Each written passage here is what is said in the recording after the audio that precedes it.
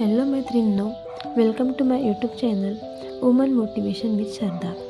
आज मी व्हिडिओ घेऊन आलेली आहे पती पत्नीचे भांडण या विषयावर. हा व्हिडिओ बनवायचं कारण म्हणजे असं आहे की माझ्या बऱ्याच मैत्रिणी मला त्यांचे प्रॉब्लेम सांगतात आणि त्यातल्या माझ्या 2 मैत्रिणींना हाच प्रॉब्लेम आहे. त्या नेहमी सांगतात की आमचे नेहमी झगडे होत असतात, ज्या कॉल करून नेहमी सांगतात. म्हणून मी आज हा व्हिडिओ घेऊन आलेली आहे. कधी पती पत्नीचे झगडे होतात. बऱ्याच माझ्या मैत्रिणी म्हणतात की माझा पती माझा सन्मानच करत नाही. यात तुमची आमची कोणाचीच चूक नाही, कारण आपल्याकडे आधीपासून पुरुषसत्ताक पद्धती आहे आणि स्त्रियांना आधीपासून कमी लेखलं जाते. कुणाकुणाचे पती तर एवढे टॉक्झिक असतात, ते भांडण करतात, काही बोलतात आणि म्हणतात तू घरातून निघून जा. अशा सिच्युएशनमध्ये कधी आपलं म्हणजे पत्नीचं पण मन होते की निघून जावं, पण मुलं छोटी असतात. मुलांचा पण विचार करावा लागतो. मुलांना पण सोडू शकत नाही. म्हणून नाईलाजाने आपल्याला आपल्या पतीसोबतच राहावं लागतं. पतीसोबत राहावं लागतं याचा अर्थ असा नाही की आपण आपलं जीवन असंच घालवायचं. आपल्याला देवानं एवढं चांगलं जीवन दिलं आहे, त्याला असंच नाही घालवायचं. सगळ्यात पहिले आपण आपल्या मनाला शांत करायचं. तुमच्या पतीसोबत संबंध चांगले नाही आहे ही फक्त एक समस्या आहे, पण खूप मोठी समस्या नाही. कारण काही स्त्रियांच्या लाईफमध्ये यापेक्षाही मोठे प्रॉब्लेम असतात. आपल्याला आपल्या मुलांसाठीच नाही तर स्वतःसाठी पण जगायचं आहे. आपण एकटंच जन्माला आलो आणि एकटंच मरायचंही आहे, तर मग आपल्या जीवनाची जबाबदारी आपल्या एकटीला सांभाळायची आहे. तुमच्यावर प्रेम करणारे लोक आहे, चांगली गोष्ट आहे, पण ते लोक तुमची जरूरत नाही आहे. तुम्ही स्वतःची काळजी घेऊ शकता.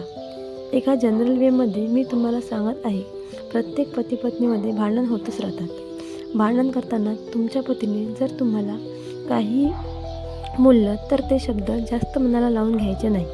तुम्ही लग्न केलं आहे, तो व्यक्ती तुमचा जोडीदार आहे, पण कधी मुवमेंट असं असतं की तो त्या मुवमेंटमध्ये उलटा सीधा बोलून जातो. त्यातून मनाला लावून घ्यायचं नाही, इग्नोर करायला शिका. पण तो पती जर तुम्हाला नेहमीच त्रास देत असेल तर मग ॲक्शन घ्यायला हरकत नाही. जर पती तुमचा सन्मान नाही करत याचं कारण असं आहे की तुम्ही रिक्वेस्ट करता, त्याची दाखवून देतो, म्हणून तो तुमची व्हॅल्यू देत नाही. मी तर म्हणते की कुणाला व्हॅल्यू देण्यापेक्षा स्वतःची व्हॅल्यू वाढवा. त्या व्यक्तीवर लक्ष नका देऊ. तुमचा पती आपोआप तुमची व्हॅल्यू करायला लागेल. यापेक्षा महत्त्वाचा पॉईंट हा आहे की प्लीज तुम्ही इंडिपेंडंट बना.